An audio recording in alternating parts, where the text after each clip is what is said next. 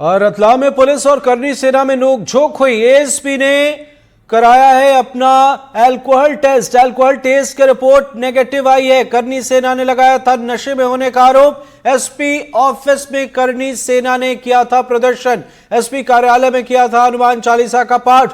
तो देखिए आप तस्वीरें, रतलाम में करनी सेना के कार्यकर्ताओं ने एसपी कार्यालय में हनुमान चालीसा का पाठ किया। इस दौरान करनी सेना के कार्यकर्ताओं ने एएसपी पर नशे में होने का आरोप लगाया, जिसके बाद एएसपी ने खुद का अल्कोहल टेस्ट कराया जो कि नेगेटिव आया है।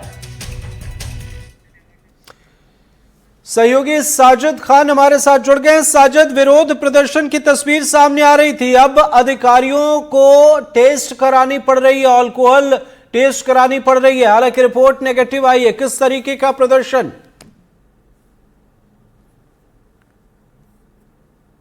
जी देखिए, बिल्कुल इस तरीके से आज जो घटनाक्रम हुआ है, पिछले 20 दिनों पर जो है करनी सेना के जो अध्यक्ष गिरफ्तारी के विरुद्ध प्रदर्शन, इसका प्रदर्शन जो है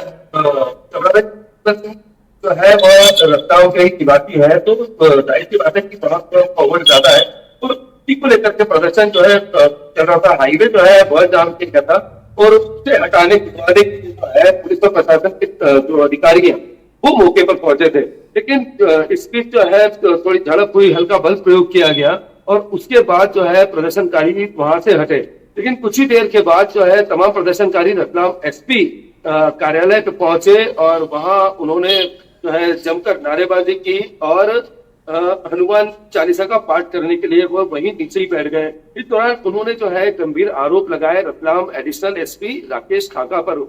प्रदर्शनकारियों का कहना था कि जो रतलाम एडिशनल एसपी राकेश खाका, उनके द्वारा नशे में जो है उनके साथ मारपीट की गई, जबरन मारपीट की गई, गाली गलौज की गई। तो इस बात को लेकर के वह नाराजगी जताने आए थे और उन्होंने जो है अधिकारियों को इस बारे में ज्ञापन सौंपा। साथ में यह भी कहा कि अगर 2 दिन में इस मामले पर संज्ञान नहीं लिया जाता है तो करनी सेना इसका पुरजोर विरोध करेगी। और इसके कुछ ही देर बाद एक बड़ी जो जानकारी निकल के सामने आई है, एनडीटीवी अपने दर्शकों को एक्सक्लूसिव तस्वीर दिखा रहा है, जिसमें रतलाम के एडिशनल एसपी राकेश खाका जो है वह अपना ब्रेथ जो टेस्ट है वो कराते नजर आ रहे हैं। साथ ही मेडिकल भी करवाया है उन्होंने और उस दौरान जो है उनके शरीर में अल्कोहल की मात्रा जो है मेडिकल में बिल्कुल भी नहीं पाई गई है। और इसी बात को लेकर के जो है ये सब चल रहा है। साजिद, एक जगह धारा 163 लागू है, इसके साथ साथ जिले की सीमाएं बंद की गई हैं। उसके बाद अगर हम बात करें तो यहां विरोध प्रदर्शन है। यह मामला एक जिले से निकलकर अब कई जिले तक पहुंचा है। सबसे बड़ा सवाल यह कि यह मामला सुलझता हुआ नजर आ रहा है हाल फिलहाल में या फिर नहीं? प्रशासन के सामने कितनी चुनौतियां हैं?